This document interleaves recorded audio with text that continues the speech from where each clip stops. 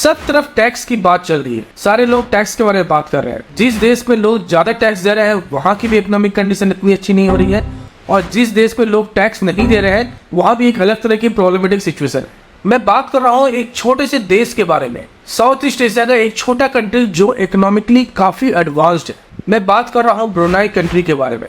Brunei एक छोटा country है साउथ ईस्ट एशिया में, 6000 स्क्वायर किलोमीटर की एरिया है और करीब 4 लाख या 4.5 लाख लोग यहाँ रहते हैं। यहाँ की इकोनॉमिक डेवलपमेंट स्टार्ट होती है क्योंकि यहाँ पे ऑयल की खोज हुई थी। यहाँ पे ऑयल और नेचुरल रिसोर्स काफी हेवी मात्रा में है, जिसके कारण से यहाँ की इकोनॉमिक कंडीशन काफी अच्छी है। लोगों को यहाँ पे टैक्स नहीं देने पड़ते हैं, जितने भी वेलफेयर स्कीम है वो गवर्नमेंट से हैंडल की जाती है without any tax. Health care department, education department, subsidy on the housing, ये सारे चीज गवर्नमेंट के द्वारा दिए जाते हैं। तो people are free of the tax, लोगों को टैक्स देने नहीं पड़ता है। ये सुनने पे काफी अच्छा लगता है, लेकिन कभी कभी ये चीज डिजास्टर्स साबित होता है, और ब्रुनाई के केस में यही चीज एक खराब साबित हो रहा है। बहुत सारे ऑयल रिच कंट्री में ये खराब साबित हो रहा है। अगर वो ऑयल रिच कंट्री किसी और भी तरीके से अपने इकोनॉमी को डाइवर्सिफाई नहीं करती है, तब अगर कंट्री अपने इकोनॉमी को डाइवर्सिफाई करती है तो वो कंट्री सही रहती है। लेकिन अगर जो ऑयल रिच कंपनी सिर्फ ऑयल पे डिपेंडेंट है, मोस्ट ऑफ द जो मनी है उस कंट्री में वो ऑयल पे डिपेंडेंट है, तो वो लॉन्ग रन के लिए एक डिजास्टर साबित होता है। अब जिस कंट्री में ऑयल मिल गया है शुरुआत के केस में, तो वो एक तरह से लॉटरी सिस्टम जैसा है। जैसे कुछ लोगों को लॉटरी में करोड़ों रुपए मिल जाते हैं, तो एक लॉटरी है, उन्होंने उसको कमाया नहीं है, उसे मिल चुका है। बहुत बार ये लॉटरी सिस्टम, इनफैक्ट मैक्सिमम बार देखा गया है, जो लोग इस तरीके से लॉटरी सिस्टम में कमाते हैं वो खुद जल्दी अपने पैसे को गवा देते हैं। और ये सेम चीज कंट्री के केस में भी होता है। ब्रुनाई के केस में वही हो रहा है, क्योंकि बहुत सारा ऑयल रिच है, यहाँ पे नेचुरल गैस मिलते हैं, उसके बावजूद भी इसकी जीडीपी 15 साल से स्टैग्नेंट है और कोई और भी डाइवर्सिफिकेशन नहीं देखा जा रहा है। सरकार की तरफ से बहुत सारी कोशिशें की जा रही है, लेकिन वहाँ पे अभी भी मोर देन 60% ऑफ द जो पैसे आते हैं सरकार को, वो ऑयल एक्सपोर्ट से आते हैं। तो इस वीडियो के लिए हमारे पास 3 सवाल है। फर्स्ट सवाल, ब्रुनाई की अभी करंट सिचुएशन क्या है with respect to the natural gas and oil.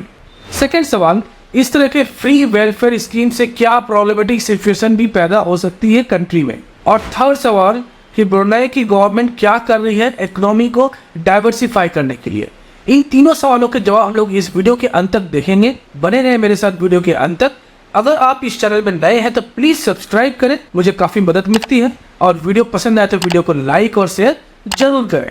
तो पहले सवाल पे आते हैं, ब्रुनाई कंट्री की जो मैक्सिमम इकोनॉमिक डेवलपमेंट है वो बिकॉज ऑफ ऑयल की वहाँ पे फाइंडिंग से हुई है। ब्रुनाई पूरे साउथ ईस्ट एशिया में 4th नंबर पे रैंकिंग आता है अपने ऑयल एक्सपोर्ट को लेके, और वर्ल्ड में नंबर 1 आता है लिक्विफाइड नेचुरल गैस को लेके। तो आप समझ सकते हैं कि काफी हेवी मात्रा में पैसे आते हैं इस कंट्री को because of oil and natural gas reserve से है। लेकिन ऑयल और नेचुरल रिसोर्स एक स्पेसिफिक टाइम लिमिट तक ही चलेगी।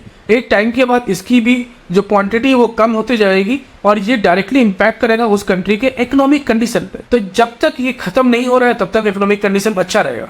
और गवर्नमेंट को चाहिए कि जब तक ये नेचुरल रिसोर्स है तब तक के अंदर में कोई और भी दूसरे तरह का इकोनॉमिक डाइवर्सिफिकेशन करना चाहिए। तो करंट सिचुएशन में ब्रुनाई की जो है वो 62% जो पैसे आ रहे हैं वो ऑयल एक्सपोर्ट से आ रहे हैं। गवर्नमेंट काफी पहल कर रही है, काफी स्टेप्स ले रही है, लेकिन अभी भी सिचुएशन सेम है, पूरी डिपेंडेंसी ऑयल के ऊपर है, और उसी तरीके से वेलफेयर स्कीम चल रहा है। दूसरे ऑयल रिच कंट्री है जैसे इंडोनेशिया, मलेशिया, यूएई, ये सब अपने इकोनॉमिक कंडीशन को या इकोनॉमिक जो ग्रोथ है उसको डाइवर्सिफाई किए हैं डिफरेंट इंडस्ट्री में apart from oil and natural resource. लेकिन ब्रुनाई के केस में अभी तक इस चीज में कोई सफलता हासिल नहीं हुई है, और ये भी कहा जा रहा है ब्रुनाई में जितने भी ऑयल रिजर्व है वो 27 साल के बाद खत्म हो जाएंगे। तो ब्रुनाई की करंट सिचुएशन अच्छी नहीं है। अभी का जीडीपी के हिसाब से देखा तो काफी अच्छी है, लेकिन लॉन्ग रन के लिए अच्छी नहीं दिख रही है, और उन्हें तुरंत ही कोई स्टेप लेना चाहिए ताकि इकोनॉमी डाइवर्सिफाई कर सके। अब आते हैं सेकंड सवाल के ऊपर, क्या ये फ्री वेलफेयर स्कीम देने से क्या इसकी गलत कॉन्सिक्वेंसेस हो सकती है कंट्री के ऊपर क्या है। तो पहले समझते हैं कि वेलफेयर स्कीम क्या होती है। ये हमारे देश में भी वेलफेयर स्कीम होती है, जैसे गवर्नमेंट हॉस्पिटल हो गया, गवर्नमेंट एजुकेशन सिस्टम हो गया, या सब्सिडरी में जो हमारे पास हाउसिंग मिलते हैं, जैसे दिल्ली के अराउंड में डीडीए फ्लैट मिलते हैं, डिफरेंट स्टेट में अलग तरीके के सब्सिडरी हाउसिंग लिमिटेशन है। ये सब चीज़ सुनने में अच्छा है, लेकिन हमारे कंट्री में इसके लिए हमें टैक्स देना पड़ता है। ब्रुनाई में लोगों को इसके लिए टैक्स नहीं देना पड़ता है, तो काफ़ी अच्छा लगता है सुनने में, लेकिन इसका भी एक कॉन्सिक्वेंसेस, एक गलत इम्पैक्ट पड़ता है पूरे इकोनॉमी में इन द लॉन्ग रन। और वहाँ के लोगों को किसी भी तरह का टैक्सेशन नहीं देना पड़ रहा है। इससे क्या होता है कि लोगों और गवर्नमेंट के बीच में एक फिस्कल कॉन्ट्रैक्ट नहीं बन पाता है। फिस्कल कॉन्ट्रैक्ट को मैं समझाता हूँ। जैसे हमारे कंट्री में एवरी ईयर बजट अनाउंस होती है, सरकार को बताना पड़ता है कि पैसे कहाँ कहाँ खर्च हुए। लेकिन जिस कंट्री में टैक्सेशन सिस्टम नहीं है, वहाँ पे सरकार को बताने का इस तरह का कोई रिस्पॉन्सिबिलिटी नहीं है। सरकार अपने हिसाब से स्पेंड करेगी, अपने हिसाब से एलोकेट करेगी, कहाँ से पैसे कमा रही है, कहाँ इन्वेस्ट कर रही है, इसकी ट्रांसपेरेंसी वो पब्लिक फोरम में नहीं डालती है, क्योंकि पब्लिक पार्टिसिपेट नहीं कर पा रहे हैं वहाँ के इकोनॉमी में। इनफैक्ट पब्लिक तो यहाँ पे फ्री के सर्विसेज ले रहे हैं। इससे लोगों में और गवर्नमेंट के बीच में एक तरह का लूज कनेक्शन हो जाता है। जब तक ऑयल है तब तक तो सही है, लेकिन बाद में जब इकोनॉमी को दूसरे जगह पे ले जाना पड़ेगा, आई मीन कि दूसरे रिसोर्सेज की तरफ शिफ्ट करना पड़ेगा, तो वहाँ पे ये काफी प्रॉब्लमेटिक सिचुएशन हो जाती है। क्योंकि लोगों को भी आदत नहीं होता है कि इकोनॉमी में कैसे वो कंट्रीब्यूट करे, और सरकार को भी आदत नहीं होता है कि लोगों का सपोर्ट कैसे लेके इकोनॉमी को आगे बढ़ाए। तो आप समझ सकते हैं टैक्स नहीं रहने पे भी काफी बड़ा प्रॉब्लम है, और टैक्स देने पे भी काफी बड़ा प्रॉब्लम है। ये तो हमारे देश में हम लोग देख रहे हैं कि टैक्स सेशन सिस्टम इतनी हेवी है, उसके बाद भी किसी भी तरह का अच्छा वेलफेयर स्कीम लोगों तक नहीं पहुंच पाता है। अब ब्रुनाई में जब लोग टैक्स नहीं दे रहे हैं, गवर्नमेंट रिस्पॉन्सिबल नहीं है, या गवर्नमेंट ये नहीं समझती कि हमें किस तरह से बजट अनाउंस हुआ है या किस तरह से मनी एलोकेट हो रही है, स्पेंड हो रही है, उसका किसी भी तरह का जो भी ऑडिट है वो पब्लिक फोरम में वो नहीं डालती है। इससे क्या होता है, ट्रांसपेरेंसी कम होती है जो फंड पे। सेकेंड, गवर्नमेंट कहाँ का स्पेंड कर रही है इसकी भी एक तरह से ट्रांसपेरेंसी नहीं होती है, या ट्रांसपेरेंसी होती भी है तो इसकी पूरी कंट्रोल गवर्नमेंट के ऊपर होती है। आप सुनते होंगे कि ऑयल रिच कंट्री में थोड़ा अजीब तरह का प्रोजेक्ट चालू होता है, आर्किटेक्चरल प्रोजेक्ट हो गया, हाउसिंग का प्रोजेक्ट हो गया, या किसी भी तरह का नेचुरल प्रोजेक्ट हो गया। बहुत सारे ऑयल रिच कंट्री में आप सुने होंगे कि एक मिरर का ग्लास लगाने वाले हैं ताकि हीट वेव को वो रोक सकें। बहुत सारे न्यूज़ में आप सुनते होंगे ऑयल रिच कंट्री में अजीब तरह का प्रोजेक्ट में काफ़ी स्पेंडिंग होता है, जैसे एक लार्ज ग्लास का वॉल लगाना, या हो सकता है कि थोड़ा अजीब और अनयूजुअल तरीके का इंफ्रास्ट्रक्चर खड़ा करना, क्योंकि उन्हें बताना नहीं है पब्लिक को कि स्पेंड कहाँ हो रहा है। अब पैसे भी काफ़ी आ रहे हैं ऑयल के एक्सपोर्ट से। ब्रुनाई के केस में सरकार जो है वहाँ की, वो हेवली इन्वेस्ट करती है सॉवरेन वेल्थ फंड में, जिसे वो ब्रुनाई इन्वेस्टमेंट एजेंसी बोलती है। अब ये एजेंसी में तो पैसे जा रहे हैं जहाँ से इन्वेस्टमेंट की जाती है और रिटर्न आती है, लेकिन पब्लिक फोरम में या किसी भी फोरम में गवर्नमेंट ये डिक्लेयर नहीं करती है कि इन्वेस्टमेंट कहाँ हो रही है, प्लस किस तरह का रेट ऑफ रिटर्न आ रहा है उस इन्वेस्टमेंट से। तो ये काफ़ी प्रॉब्लमेटिक सिचुएशन है इन द लॉन्ग रन। अब जब सरकार को ट्रांसपेरेंट रहने का जरूरत नहीं पड़ता है, तो उसके कारण से पब्लिक जो वहाँ पे लोग हैं और सरकार के बीच में ज़्यादा स्ट्रॉन्ग कनेक्शन नहीं हो पाता है। हमारे देश में एक कनेक्शन अच्छा हो या खराब हो जो भी हो, लेकिन लोगों और सरकार के बीच में एक कनेक्शन रहता है। और हमारे देश में सरकार को हर साल बजट के रूप में ये भी बताना पड़ता है कि कहाँ कहाँ वो पैसे स्पेंड करने वाली है। तो इस तरीके से इकोसिस्टम अच्छा ही बनता है हमारे देश में। और जिस देश में जहाँ पे टैक्सेशन सिस्टम जीरो है, तो जब तक जीरो है तब तक सही है, लेकिन बाद में उस देश का सिचुएशन बहुत खराब होने वाला होता है, क्योंकि पब्लिक की भी मेंटेलिटी हो जाती है काम नहीं करने की, और गवर्नमेंट की मेंटेलिटी हो जाती है कि ज़्यादा दूसरे रिसोर्सेज में या इकोनॉमी को डेवलप करने के लिए ज़्यादा वो फोर्स नहीं कर पाती है। इसलिए बहुत बार देखा गया है कि जिस कंट्री में नेचुरल रिसोर्स कम है, उसकी इकोनॉमिकल कंडीशन ज़्यादा अच्छी होती है कंपेयर टू जिस कंट्री में नेचुरल रिसोर्सेज ज़्यादा है। सारे केस में नहीं होता है, बहुत सारे ऑयल रिच कंट्री जैसे यूएई हो गया, मलेशिया, इंडोनेशिया, ये सब दूसरे इकोनॉमिक की तरफ डाइवर्सिफाई किए हैं अपने आप को, जिस कारण से वहाँ पे प्रॉब्लमेटिक सिचुएशन कम होती जाएगी। अब तीसरे सवाल पे आता है कि गवर्नमेंट क्या क्या स्टेप ले रही है इकोनॉमी को डाइवर्सिफाई करने के लिए, या क्या क्या स्टेप लेना चाहिए। सबसे फर्स्ट स्टेप पे हम लोग बात करते हैं ऑयल टू कैश। ये ऑयल टू कैश क्या होता है? ठीक है, अलास्का में भी इस तरह की सिस्टम लगाई गई थी और काफी सक्सेसफुल हुई थी। पहले इजी लैंग्वेज में समझते हैं ऑयल टू कैश होती क्या है। गवर्नमेंट तो लोगों से टैक्स नहीं ले रही है पे, तो ऑयल टू कैश में क्या होता है, ये गवर्नमेंट कुछ पैसे हर एक लोगों को देगी जो भी वो ऑयल के एक्सपोर्ट से कमाती है, डिपेंडिंग वो पूरे पैसा देना चाहती है, कुछ परसेंटेज ऑफ द फंड देना चाहती है।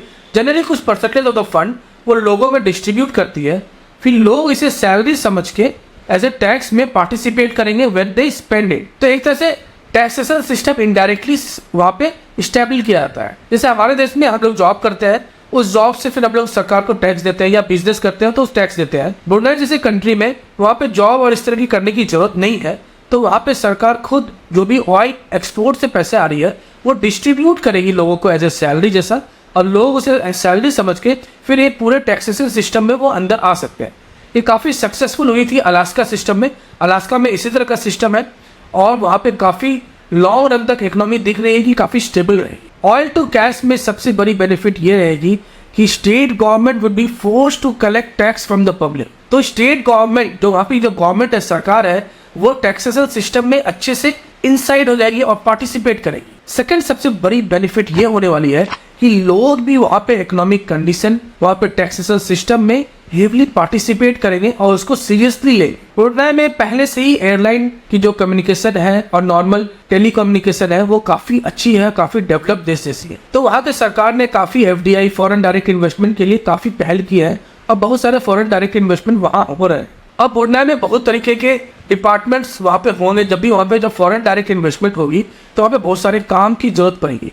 काम की वहाँ पे स्टेब्लिश किया जाएगा, इंडस्ट्री स्टेब्लिश किया जाएगा। फॉर एग्जाम्पल अगर बाहर की कोई US की company phone manufacturing company Brunei में सेटअप करती है वहाँ पे इंडस्ट्री, तो फ़ोन को असेंबल करने में, उसकी जो चिप है उसको बनाने में जिस तरह के स्किल सेट वाले लोग चाहिए वो स्किल सेट के लोग ब्रुनेई में पहले से नहीं है। प्रॉब्लम यह है कि ब्रुनेई में पहले से ही टैक्सेशन सिस्टम नहीं है, सारे तरीके से वेलफेयर स्कीम मिल रहा है, तो लोग भी फोर्स नहीं है अपने स्किल को अपडेट करने के लिए। लोग छोटे मोटे काम के लिए नहीं जाते हैं। जैसे अगर कोई छोटे मोटा इंडस्ट्री का काम है तो वहाँ पे बाहर से जो फॉरेन लोग हैं जो इमिग्रेट करके आए हैं वही काम करते हैं, तो वहाँ पे पब्लिक की पार्टिसिपेशन नहीं हो पाती है इंडस्ट्री वर्क में because of lack of the skill. तो गवर्नमेंट को चाहिए कि स्किल को बढ़ावा देने के लिए, स्किल सेट को इंक्रीज करने के लिए, जैसे नॉर्वे पूरे वर्ल्ड का सबसे बड़ा ऑयल एक्सपोर्ट कंट्री है, लेकिन तब भी नॉर्वे में स्किल सेट पे वहाँ पे स्मॉल इंडस्ट्रीज़ को बढ़ावा देने के लिए गवर्नमेंट काफ़ी पहल करती है और पब्लिक भी इसमें काफ़ी हेवली पार्टिसिपेट करते हैं। एक डिफरेंस है नॉर्वे के केस में। एक्चुअल में क्या है कि नॉर्वे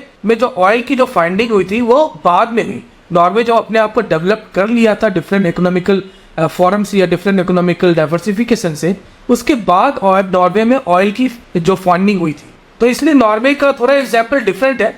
लेकिन ब्रुनेई को समझना चाहिए कि वहाँ पे उनको लोगों में स्किल सेट बढ़ाना पड़ेगा, इसलिए नहीं कि आपको सिर्फ पैसे कमाने हैं, इसलिए ताकि इकोनॉमिक स्टेबिलिटी लॉन्ग रन तक चले। ब्रुनेई में यूथ अनएम्प्लॉयमेंट एक हेवी रेट्स है, तो भी वहाँ पे प्रॉब्लम नहीं हो रहा है। हमारे देश में यूथ की अनएम्प्लॉयमेंट है और ये बहुत बड़ी प्रॉब्लम है। ब्रुनेई में वो प्रॉब्लम नहीं है क्योंकि वेलफेयर स्कीम से उनको फायदे मिल रहा है। अच्छा, ब्रुनेई में अनएम्प्लॉयमेंट है नॉट बिकॉज की फैक्ट्रीज नहीं है या काम नहीं है, just because lack of the skill. जिस स्किल सेट को अपडेट करना पड़ेगा, इसमें सरकार को काफी बड़ी पहल करनी पड़ेगी। प्लस ब्रुनेई के सिस्टम में क्या है कि उनके पास पैसे काफ़ी है पहले से, तो गवर्नमेंट की जॉब जो होती है, जो सर्विस पब्लिक सेक्टर जो सर्विस होती है या गवर्नमेंट की जॉब होती है, वहाँ पे काफ़ी हेवी सैलरी मिलती है। तो वहाँ के लोग गवर्नमेंट जॉब को प्रेफर करना चाहते हैं, ना कि वो किसी स्मॉल बिजनेस को सेटअप करना चाहते हैं या एंटरप्रेन्योरशिप में जाना चाहते हैं। वो गवर्नमेंट जॉब को ज़्यादा प्रेफर करते हैं। एक तो वेलफेयर स्कीम से मदद मिल ही रही है, प्लस गवर्नमेंट जॉब में हेवी सैलरी है, तो इस तरीके से लोग वहाँ पे काफ़ी अनएम्प्लॉयड रह जाते हैं क्योंकि उनको ज़रूरत नहीं है किसी और चीज़ में जाने के लिए। ये ज़रूरत नहीं है, कुछ साल तक रहेगा, लेकिन अगर ऐसा चलता रहा तो कुछ साल के बाद काफ़ी हेवी ज़रूरत हो जाएगी और वहाँ पे बहुत ख़राब सिचुएशन होने वाला है।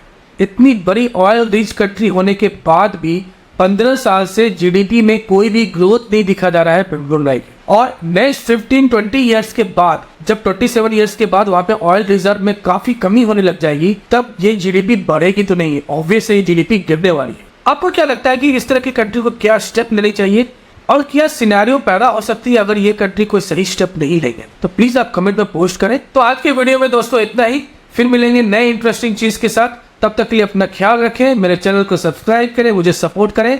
Take care and good bye.